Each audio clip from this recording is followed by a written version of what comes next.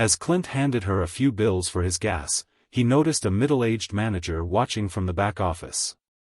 The man barely glanced at the woman, too absorbed in paperwork to acknowledge her efforts. Clint narrowed his eyes.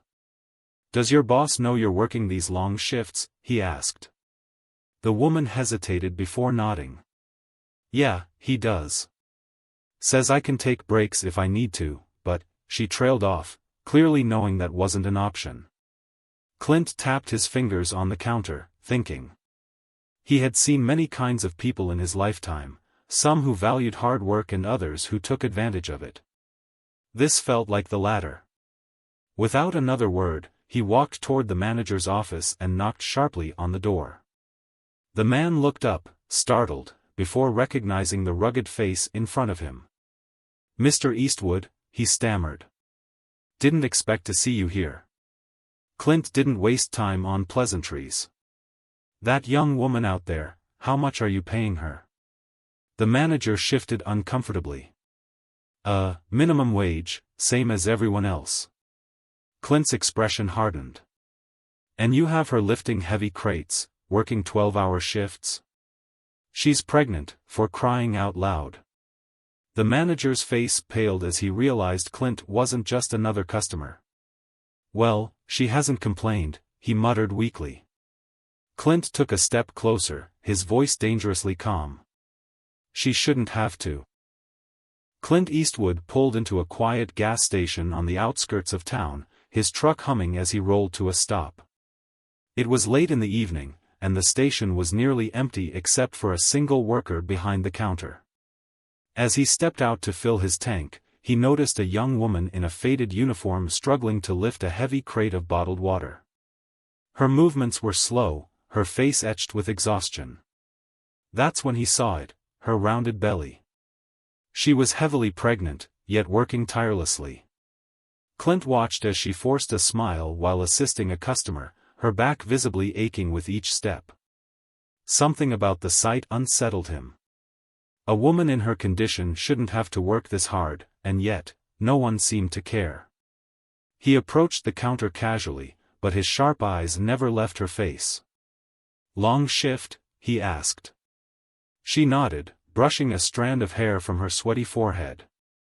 "Yeah, 12 hours straight. Gotta keep going, though. Baby's coming in 2 months." Her voice was tired, but there was determination in it. Clint studied her for a moment, then made a quiet decision. The night was about to take a turn no one expected. The manager fumbled for an excuse, but Clint wasn't interested in hearing it.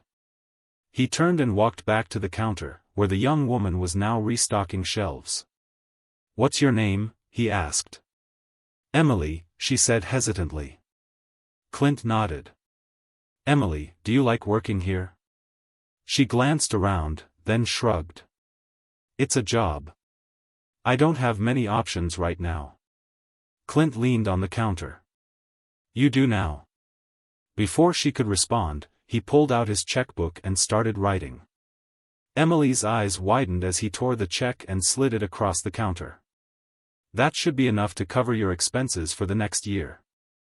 You don't need to break your back for pennies anymore." Emily gasped, covering her mouth. I can't take this," she whispered. Clint smiled slightly. "You're not taking it. You're accepting a little help when you need it most. And trust me, we all need it sometimes." Tears welled up in her eyes as she looked at the check, her hands shaking. For the first time in months, she felt like she could breathe. But Clint wasn't done yet. He turned back to the manager, who had been watching the exchange in stunned silence.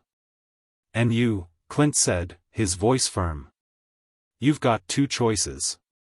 Either start treating your employees better, or watch people walk away from this place for good." The manager gulped, nodding quickly. "Yes, sir. Absolutely." Clint wasn't convinced but knew the message had been delivered. He looked back at Emily, who was still trying to process what had just happened. "Get some rest," he told her. "Take care of yourself and that baby." Emily wiped her eyes, nodding. Thank you. I don't know how to thank you. Clint tipped his hat. Just pay it forward when you can. He turned and walked out, the cool night air greeting him as he climbed into his truck. But before he could drive away, something unexpected happened. A few customers who had witnessed the scene approached Emily. One man, a father himself, pulled out his wallet and handed her some cash. For diapers, he said kindly. Another woman, a mother of 3, offered her contact information. If you ever need anything, just call me. Within minutes, the small gas station had transformed. People who had been strangers moments ago were now offering support, kindness, and encouragement. Clint watched from his truck, a satisfied smile on his lips. He had only intended to help one person, but now, he had started something bigger. As he drove off, Emily clutched the check to her chest, feeling something she hadn't in a long time, hope. And in that moment, she knew that one act of kindness had changed her life forever. If you enjoyed this story, make sure to subscribe to the channel and press the bell icon so you never miss another inspiring tale.